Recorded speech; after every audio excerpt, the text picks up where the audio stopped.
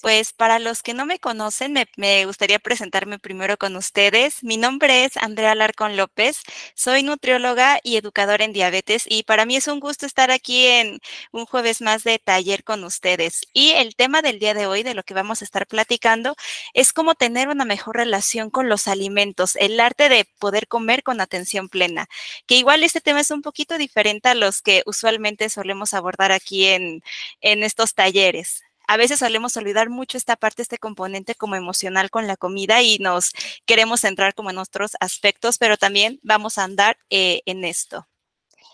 Muy bien, aquí les estoy dejando el contenido que van a ser todos los temas que vamos a estar tocando el día de hoy. El tema principal, al ser atención plena o enfocada hacia la alimentación, hay que hablar antes un poquito sobre la atención plena o que también llegamos a escuchar como mindfulness, sobre qué es todo este aspecto y después vamos a ir desarrollando más el tema de la atención plena, pero al comer y si también podemos llegarlo a aplicar cuando vivimos con diabetes.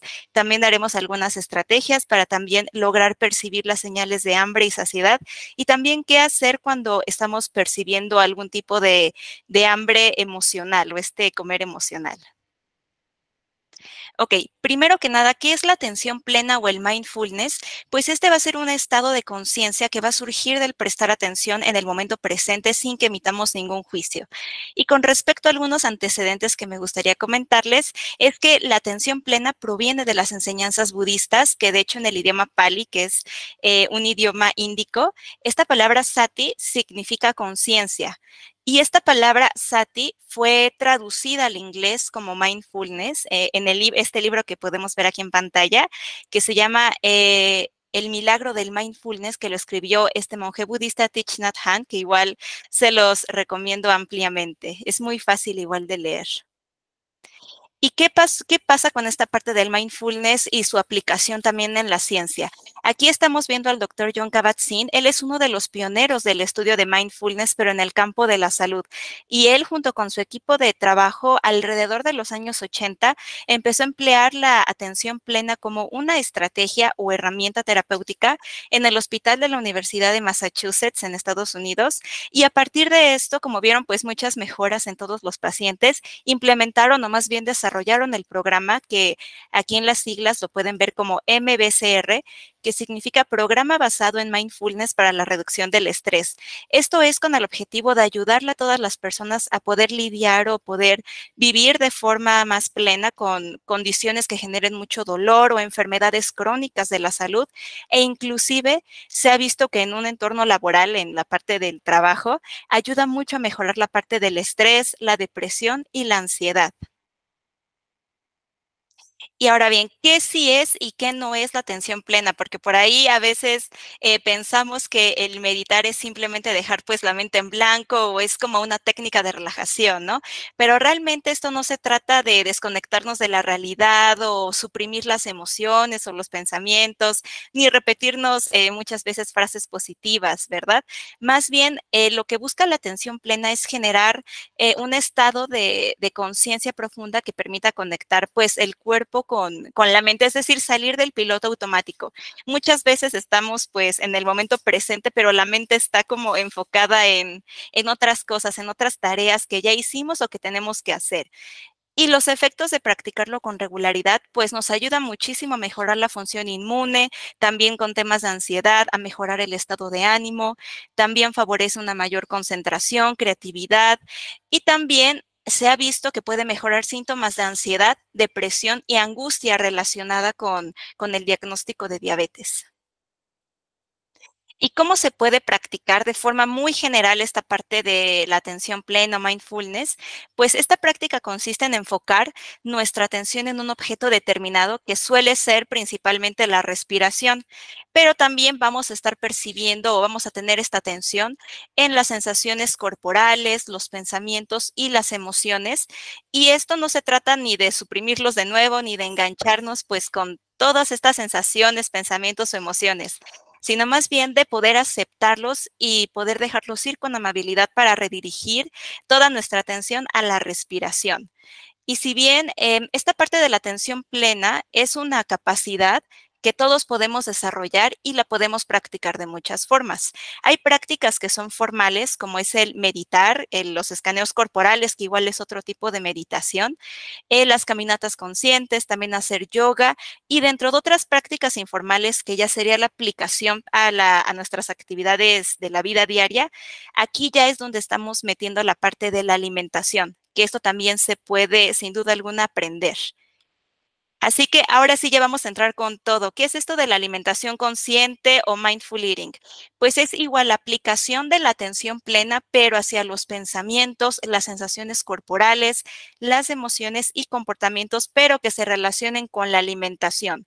Y aquí digamos que podemos incluir varios pilares dentro de la alimentación consciente, que lo primero sería observar nuestras señales de hambre y saciedad, aprender a identificarlas y a responder ante ellas.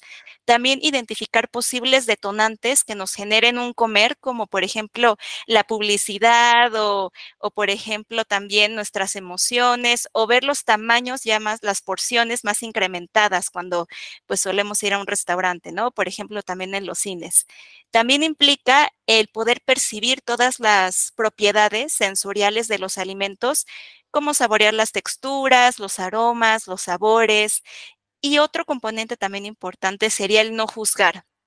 No juzgar todo este proceso de alimentación, identificando alguna creencia, por ejemplo, o reglas que tengamos con respecto a la comida, o también si percibimos culpa al comer, por ejemplo.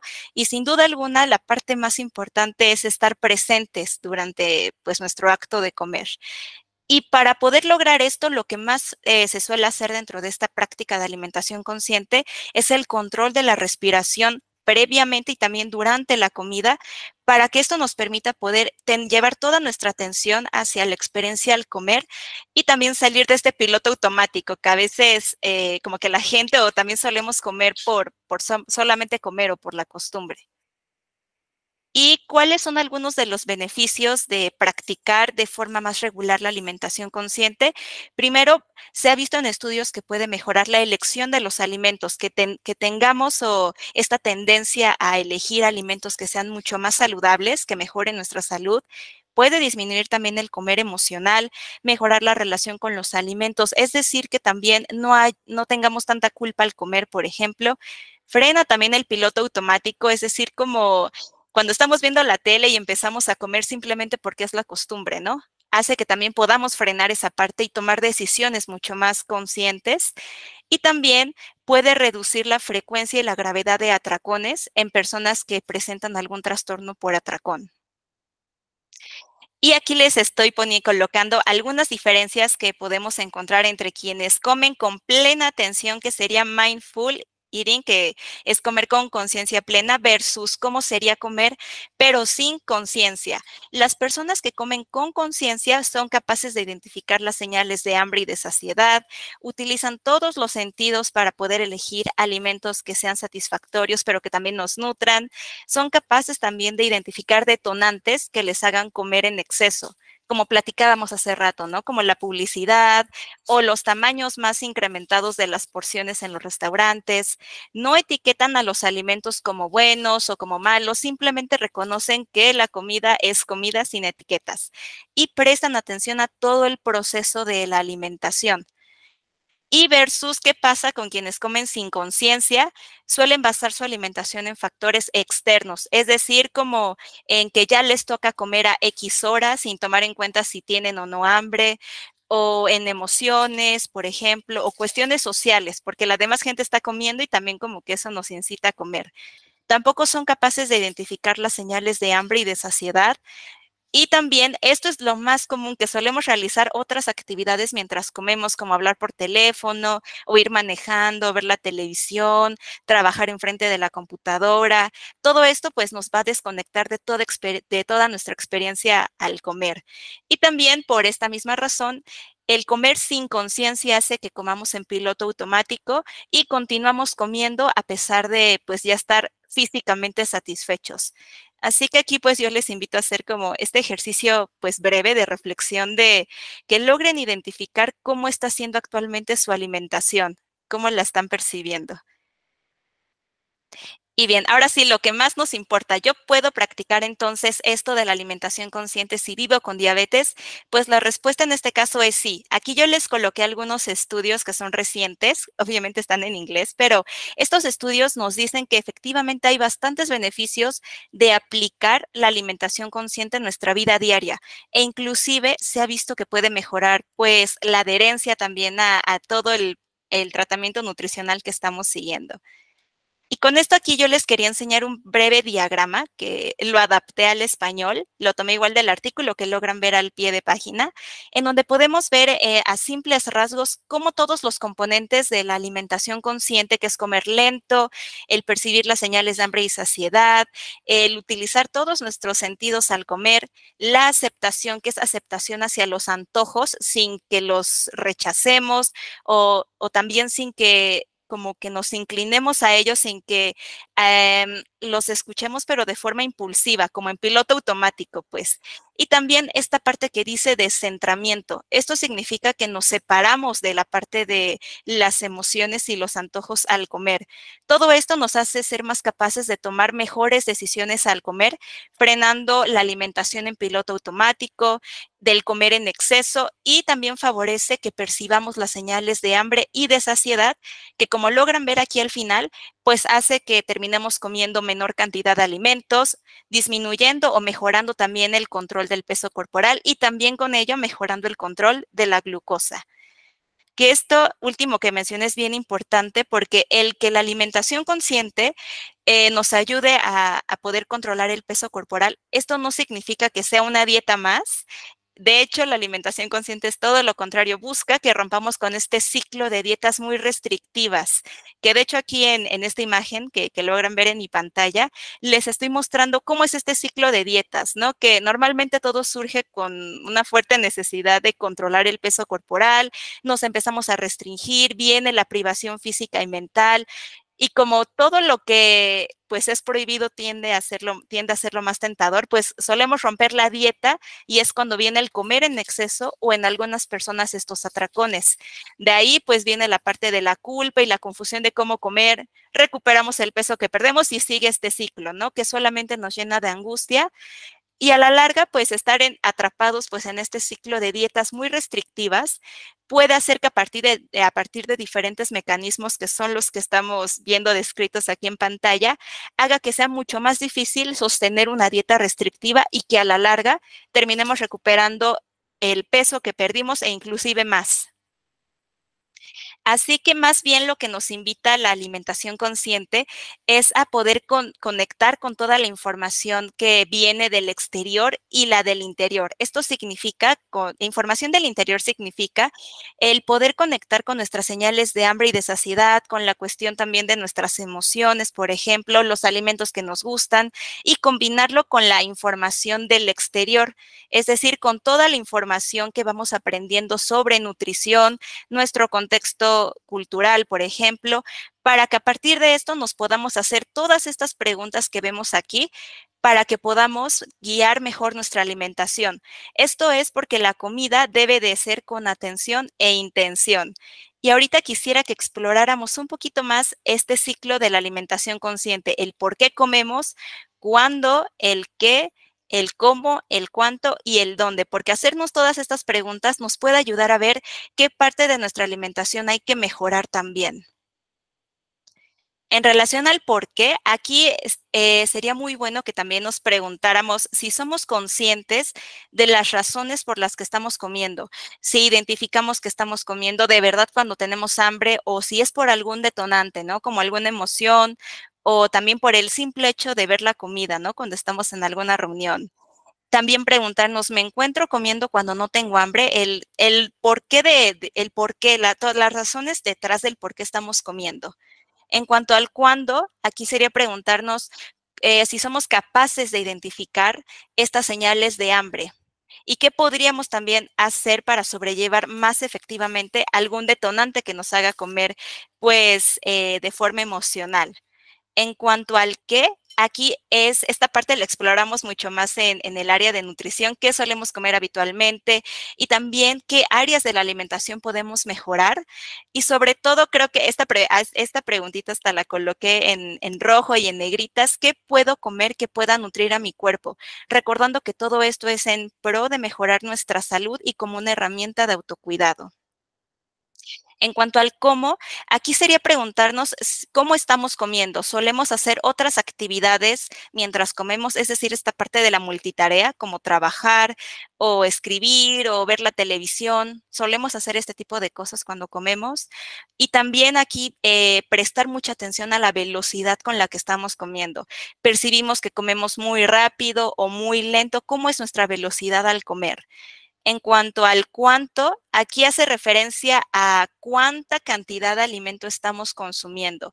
Solemos terminar comiendo en exceso al punto en que queremos como desabotonarnos el pantalón o al punto en que inclusive ya nos sentimos mal físicamente por terminar comiendo en exceso.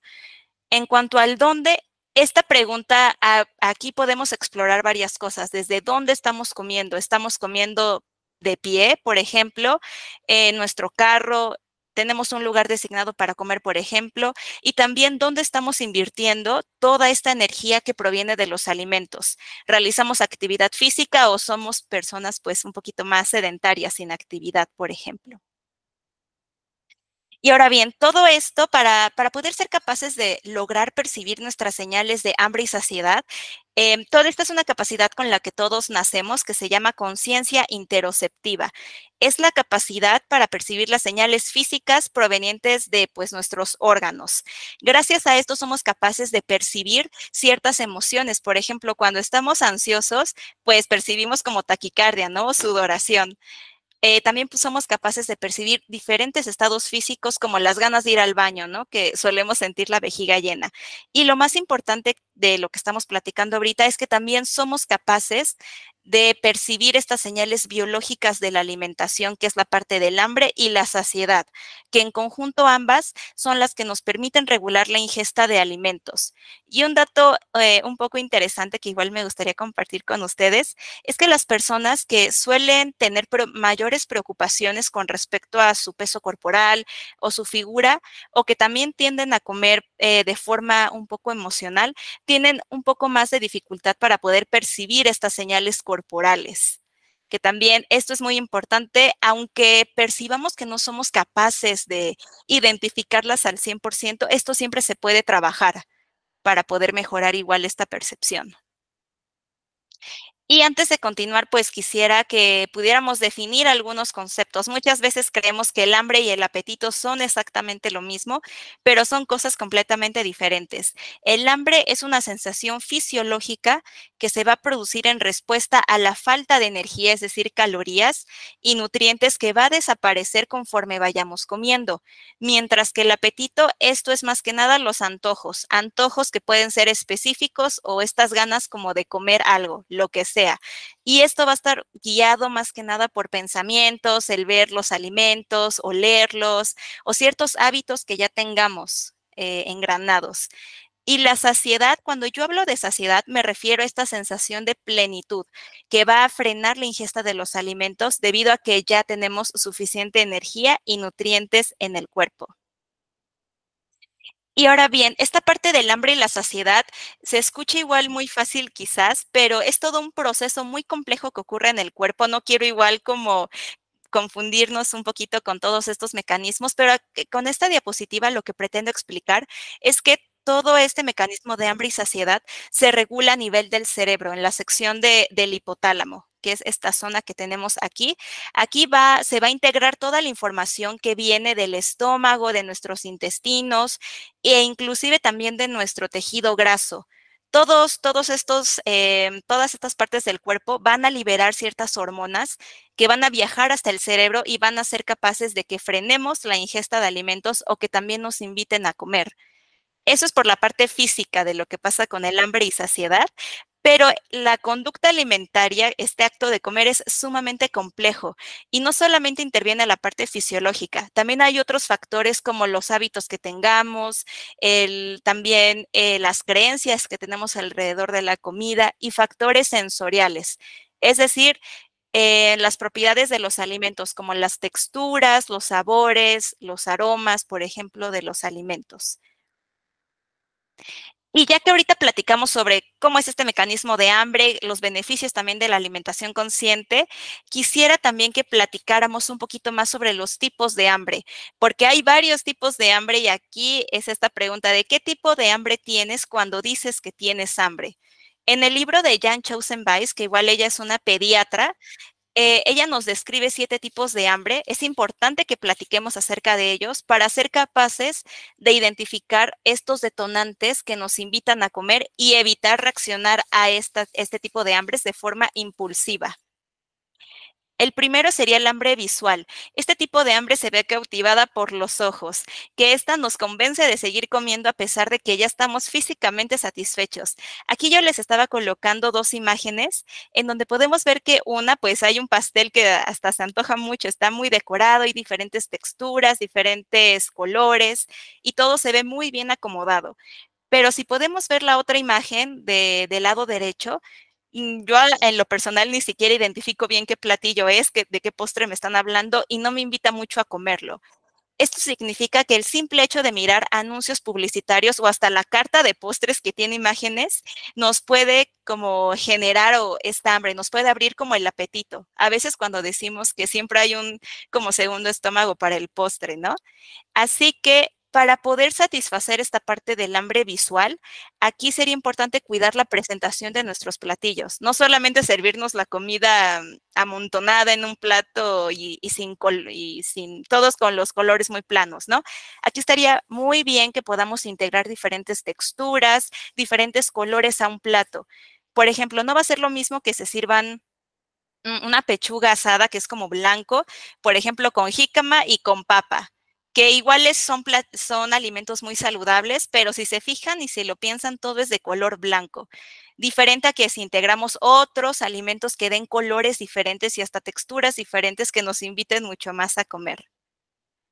Seguimos con el hambre olfativa. Este es el deseo de comer impulsado por el aroma de los alimentos que nos impulsa a acercarnos a una panadería cuando logramos oler pues el pan recién hecho, ¿no? O igual cuando entramos particularmente al Palacio de Hierro y huelen pues estas galletas, ¿no? Que parece hasta que las están horneando. Así que esto también es muy importante porque los aromas pueden aumentar el hambre debido a que está íntimamente conectado el sentido del olfato con el del gusto. Y es por esto que cuando nos enfermamos, de gripa particularmente, no disfrutamos adecuadamente de los alimentos, no somos capaces ni de olerlos bien ni de saborearlos adecuadamente. Continuamos con el hambre bucal.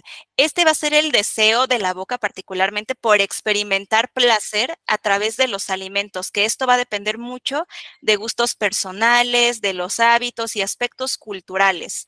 Y si no estamos atentos durante toda nuestra experiencia al comer, nuestro estómago cuando terminemos de comer puede sentirse físicamente lleno, pero digamos que aún es como si pudiéramos seguir comiendo, como si nos hubiera faltado algo en nuestra comida. Y este tipo de hambre se sacia poniendo atención a nuestra comida, dejar de hacer otras cosas, dejar de estar en multitareas y poner toda nuestra atención a la comida para poder identificar diferentes sabores, aromas y también las texturas. Tenemos otro tipo de hambre que es el hambre mental. Este es un tipo de hambre que se basa principalmente en las creencias o conocimientos que bien pueden ser adecuados o inadecuados que podemos tener sobre los alimentos. Aquí les puse algunos ejemplos que podemos decirnos inclusivemente como ya es hora de comer o aún no puedo comer porque aún no es hora, por ejemplo, ¿no? O no debería de comer esto porque es malísimo para mi salud o es veneno inclusive, ¿no? Aquí es importante que exista un equilibrio, como aquí estoy colocando, entre la información que procede del interior, es decir, las señales de hambre y saciedad, con la información del exterior, que es esto, que es el conocimiento que tenemos sobre nutrición. Así que es un pilar bien importante la educación en nutrición que recibimos en nuestras consultas para poder ayudar en hacer mejores elecciones alimentarias y desafiar ciertas creencias que tenemos sobre los alimentos. Y ahora les quisiera hablar de estos 2 tipos de hambre, que es el hambre de estómago y el hambre celular, que son el hambre física. El hambre de estómago, como se escucha el nombre, la logramos percibir en el estómago a partir de como gruñidos o como este vacío en el estómago y se puede satisfacer principalmente por el volumen. Y aquí una buena estrategia es procurar incluir alimentos que sean ricos en fibra, como las verduras, ya que esto nos va a aportar más volumen y nos va a hacer sentir satisfechos por mucho más tiempo. Y el hambre celular, este tipo de hambre indica que necesitamos energía y nutrientes. Este es un poco más difícil de poder escuchar, digamos, o de percibir, pero aquí les dejo pues algunos síntomas que bien puede ser el cansancio, el dolor de cabeza o inclusive la ansiedad o irritabilidad.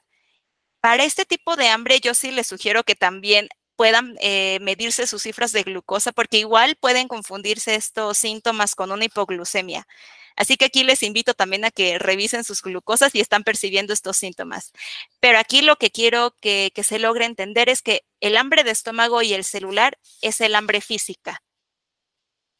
Y el último tipo de hambre es el hambre de corazón o que conocemos como el hambre emocional. Y este tema es un poquitito más largo, espero igual no confundirlos, pero aquí me gustaría empezar con esta pregunta, ¿no? Si es malo el comer por emociones. Y como aquí estoy colocando, depende. Todo en nutrición básicamente depende. ¿Y por qué depende? Porque los seres humanos somos seres simbólicos, que generamos asociaciones emocionales que se van construyendo desde la infancia, particularmente pues desde la parte de la lactancia y se va fortaleciendo pues a lo largo también de nuestra vida. Empezamos a generar estas asociaciones, desde las fiestas que tenemos, las celebraciones quizás por Navidad o por algún otro evento, e inclusive podemos asociar ciertos alimentos como con cuidado. Por ejemplo, cuando nos enfermamos de gripa, a veces lo que queremos pues es como una sopita caliente, ¿no? Como que en automático si pensamos en un consomé igual de pollito con verduras caliente, lo asociamos a cuando nos estamos recuperando, ¿no? De una gripa. ¿Y cuándo entonces se vuelve problemático el comer emocional? Cuando el comer se vuelve la única herramienta de afrontamiento emocional o también cuando identificamos que estamos comiendo para distraernos o evadir tareas importantes, que es como la parte del procrastinar. O también si percibimos que la comida la ocupamos para sedar nuestras emociones o inclusive como una forma de castigo por quizás experimentar culpa. Si estamos percibiendo en este momento que quizás nos encontramos en algunas de estas pues características en cuanto al comer emocional, los invito a que también lo hablen con su psicólogo o psicólogo con el equipo de psicología para que también nos pueda ayudar a generar muchas más herramientas de afrontamiento emocional, que la comida no sea lo único que nos ayude pues a solucionar la parte de nuestros problemas.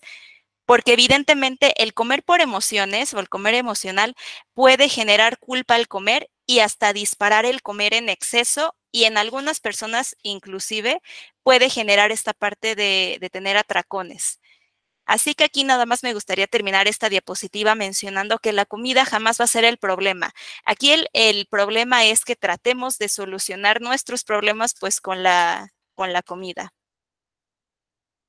Y aquí les quiero traer un pequeño, pues, diagrama de qué hacer cuando estamos percibiendo este tipo de hambre emocional, porque quedamos que el hambre emocional no es mala, el problema es cuando ya percibimos que es nuestro único medio para afrontar nuestras situaciones o también para sedar nuestras emociones.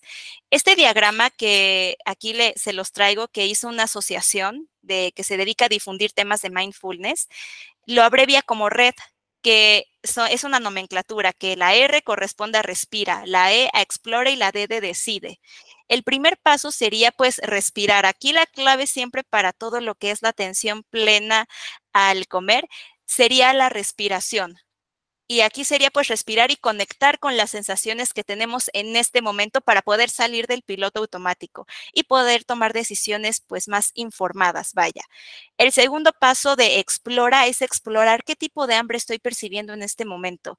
¿Es hambre física que genuinamente estoy sintiendo hambre o quizás es un tipo de hambre más emocional?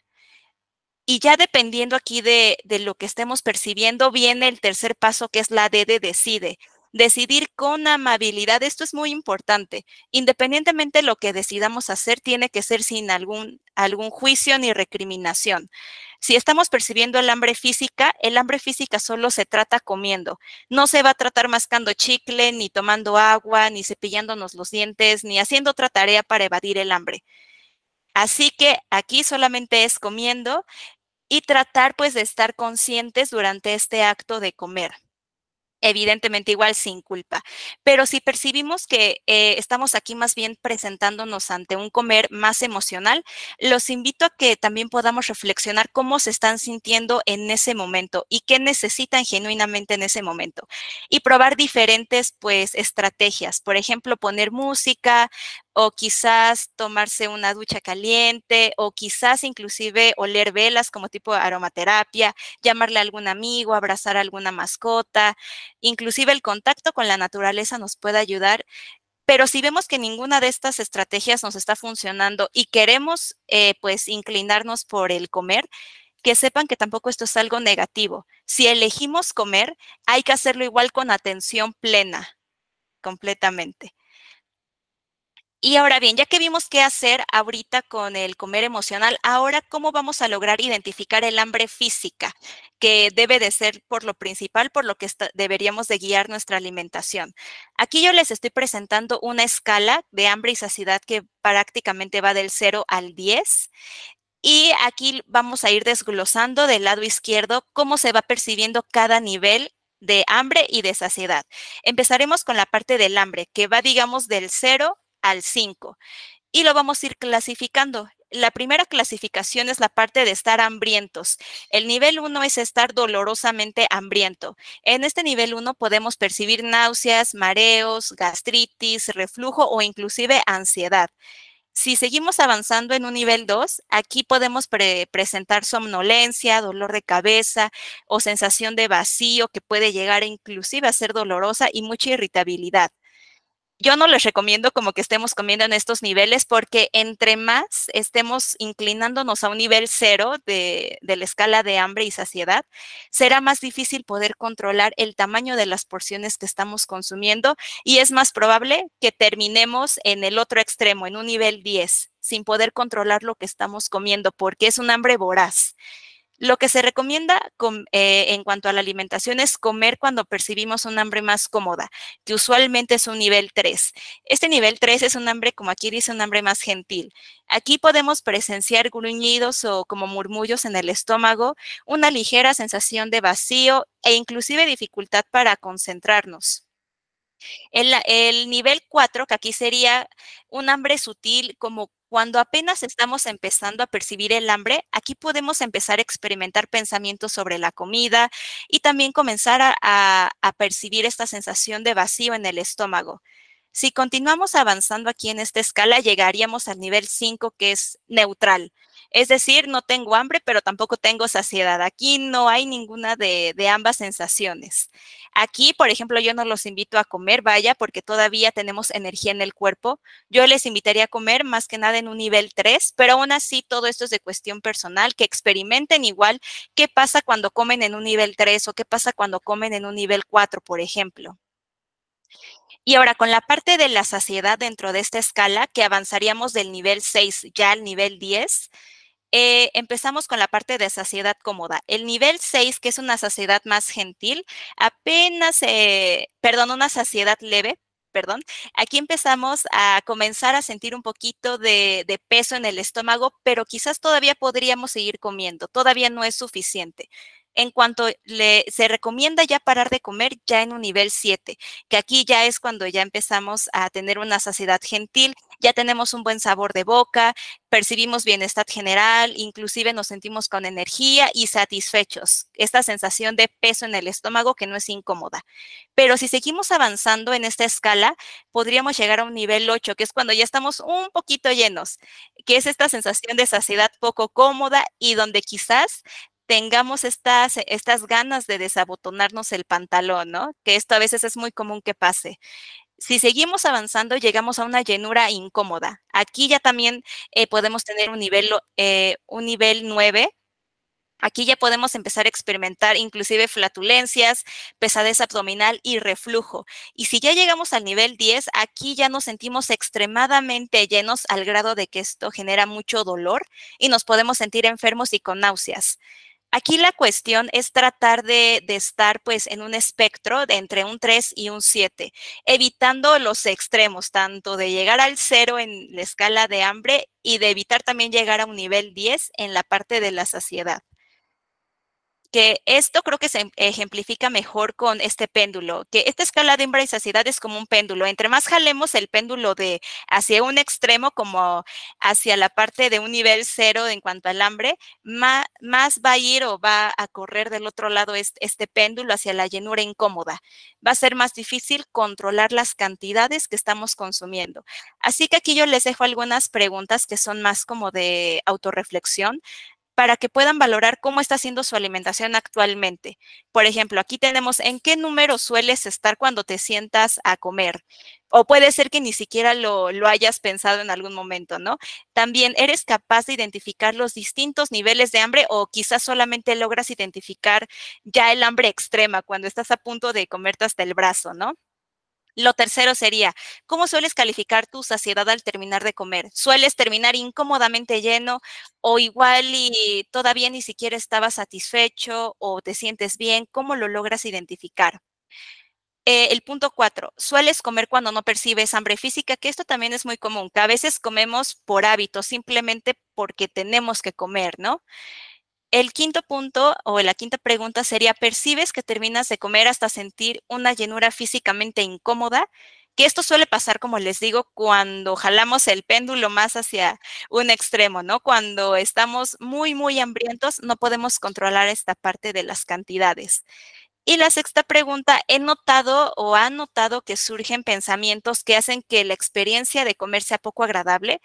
Esto quizás parece que no tenga mucho sentido, pero toda esta parte de los pensamientos y las creencias que tenemos alrededor de la comida puede también hacer que se nos dispare la culpa al comer, por ejemplo, y que terminemos comiendo en exceso. También por eso esto es importante. Y ahora bien, creo que esta es la parte más importante. Aquí ya les voy a dejar algunos consejos para que podamos implementar la atención plena al comer. Yo les sugiero que al menos traten de hacer estas estrategias, al menos en algún tiempo de comida, igual y no en todos, por si nos cuesta trabajo. Suele ser una práctica a veces un poco, pues, complicada cuando estamos acostumbrados a comer haciendo otras cosas o a comer rápido. Lo primero, el primer consejo sería que coman en un plato, no que comamos directamente del empaque. A veces esto pasa, nos compramos una bolsa de papas y ahí estamos agarrando de la bolsa y de repente ya le demos fin a la bolsa y ni siquiera nos dimos cuenta en qué momento ya nos terminamos toda la bolsa de palomitas o de papas, ¿no? Así que por esto, el primer consejo es sírvanse en un plato la cantidad que vayan a comer y siéntense en la mesa. No andemos por ahí comiendo mientras hacemos otras actividades de pie o manejando, por ejemplo, ¿no? Y también puede funcionar realizar un par de respiraciones conscientes antes de dar el primer bocado. Esto es con el objetivo de frenar el piloto automático de cualquier otro pensamiento que tengamos en mente y podamos conectar mejor con esta experiencia al comer. Lo cuarto sería que demos pequeños bocados. No hace falta que le demos una mordida gigante a la comida. Hay que aprender a disfrutar también de los alimentos, masticando varias veces y dando pequeños bocados. Esto de masticar varias veces es importante, que el alimento quede bien triturado, porque luego parece que le damos dos mordidas y así ya lo deglutimos, ¿no? Pero eso también puede hacer que, además de que nos sentamos muchísimo más inflamados porque la comida no va a poder digerirse de la misma forma, va a hacer que terminemos comiendo en muy poquito tiempo. Y la señal de saciedad tarda en viajar del estómago hacia el cerebro al menos en 15 minutos. Si no nos tomamos al menos 15 minutos al comer, es más probable que terminemos comiendo en exceso. Otro consejo sería que utilicemos todos nuestros sentidos para saborear los alimentos, para poder disfrutar de las texturas, los sabores, los colores, los aromas, todo sobre nuestra experiencia y evitar tener pues antojos también más tarde. Este otro consejo creo que también es muy importante, el bajar los cubiertos entre cada bocado. A veces parece que ya, bueno, le dimos el primer bocado a la comida y ya estamos luego ya picando el otro alimento, ya estamos cortando nuestros alimentos y todavía tenemos el alimento en la boca. Así que hay que esperar a ya verlo deglutido y ahora sí ya nos partimos el otro pedazo de comida. El otro consejo sería evitar hacer otras actividades mientras comemos. Hablar por teléfono, leer una revista, leer un libro, ver la televisión, manejar, cualquier otra actividad que nos distraiga de, pues, el acto de comer. También puede funcionar comer con compañía. Esto también se ha visto inclusive en estudios que puede favorecer toda esta parte del disfrute por la alimentación. Y algo bien importante, cambiar el lenguaje que tenemos con respecto a los alimentos. Esto del lenguaje, a lo que me refiero, es a no etiquetar a los alimentos como buenos, como malos o como comida chatarra, comida basura, porque a veces este lenguaje que ocupamos con la comida puede generar mucha culpa al comer. Y como vimos anteriormente, la culpa puede ser también un detonante para el comer en exceso. Y bueno, aquí es como un pequeño ejercicio también que se puede hacer durante la comida, que sería checar constantemente nuestros niveles de hambre y saciedad para ir fortaleciendo esta parte de en qué nivel estoy empezando a comer, en qué nivel estoy terminando. Así que antes de comer podríamos calificar pues nuestra hambre física del 1 bueno, de todo el espectro de la escala, del 1 al 10, en qué número me encuentro en este momento para comer. ¿Qué tipos de hambre percibo? ¿Solamente percibo hambre física o quizás es una mezcla de hambre física con hambre olfativa, con hambre auditiva? Porque a veces no solo vamos a experimentar un tipo de hambre, pueden experimentarse muchas hambres al mismo tiempo. Y esto es completamente normal, pero sí es importante que logremos identificar qué tipo de hambre estamos percibiendo. Y también preguntarnos antes de comer si lo que nos servimos en el plato es una comida adecuada, que nos va a nutrir adecuadamente. A la mitad de la comida también los invito a dejar igual los cubiertos abajo y preguntarse si aún les sigue gustando el sabor de la comida o si han percibido que esta intensidad en el sabor ha disminuido. Si somos capaces de practicar la atención plena al comer, podremos percibir cómo al inicio los sabores son muy intensos y van disminuyendo a medida que avanza la comida, al grado de que ya no se siente tan placentera la comida. También sería preguntarnos si nuestra hambre está disminuyendo o cómo calificaríamos también la parte de nuestra saciedad. Y al terminar ya la comida, igual sería interesante preguntarnos qué es tan satisfecho me estoy sintiendo. ¿Cuánto tiempo me tomó terminar la comida? ¿Fueron 15 minutos, 30 minutos? ¿Cuánto tiempo fue? Y si hay algo diferente que podría hacer para pues mi próxima comida que pueda mejorar toda la experiencia al comer. Y finalmente aquí les quería dejar también un consejo extra también para la atención plena, sobre todo cuando estamos percibiendo un hambre diferente a la física, no solo la parte emocional, sino un hambre visual, hambre olfativa, hambre bucal, que básicamente es la parte de los antojos. Para esto, aquí algo bien importante que platicamos desde la atención plena es la práctica de la curiosidad, porque no se trata de etiquetar ni de evitar completamente los antojos, sino observarlos y explorar con curiosidad qué está pasando con esta parte de los antojos. Así que cuando percibas que comienzas a desear un determinado alimento, pregúntate sin emitir ningún tipo de juicio si realmente quieres el alimento o qué podría estar impulsando mi deseo a comer X alimento. Podría ser alguna emoción intensa o que no sea placentera, la convivencia con la familia, con amigos, o de verdad tengo un genuino deseo por consumirlo. Y de tener este genuino deseo de consumirlo, sería importante preguntarnos si el alimento en cuestión que queremos en comer, en cuanto a la calidad del alimento y demás, podría nutrirme en ese momento y si es adecuado para mis condiciones de salud. Todo esto, el hacernos estas preguntas, nos da la oportunidad de poder tomar una mejor decisión a la hora de comer, evitando pues esta reactividad o esta parte de ser impulsivos a la hora de elegir nuestros alimentos. Y finalmente, ya esta es la parte final de la presentación. Les quisiera dejar algunas lecturas sugeridas que no solamente hablan sobre la alimentación consciente, sino también de la atención plena o el mindfulness, porque recordemos que van de la mano. Este primer libro que les mostraba al inicio, que es el de Comer Atentos, se los recomiendo bastante. Inclusive tiene muchos ejercicios que pueden ir haciendo en conjunto para fortalecer estas habilidades. Este libro también es muy bueno, Nutre tu cuerpo con plena conciencia. Este libro, que es de Thich Nhat Hanh, que lo escribió junto con una médico para igual la atención plena al comer. Este otro libro que, bueno, no sé si se alcanza a leer el título, pero dice Mindfulness, es desde Jon Kabat-Zinn, que nos enseña igual a cómo ir practicando esta parte de la atención plena, pero en la vida cotidiana. Este otro libro igual de Mindfulness también es muy bueno, se los recomiendo. Acá también tenemos otro libro de alimentación consciente. Y para las personas que sepan inglés o que quieran explorar un poco más la relación de la alimentación consciente y diabetes, existe este libro. De este libro fue donde saqué también el diagrama del ciclo de la alimentación consciente. Aquí se explora muchísimo más cómo poder llevar la atención plena viviendo con diabetes, pero de nuevo, desafortunadamente solo está en inglés para aquellos que les interese. Y si bien, bueno, pues agradezco muchísimo la atención de todos. Hasta aquí ya terminó pues la parte de la presentación.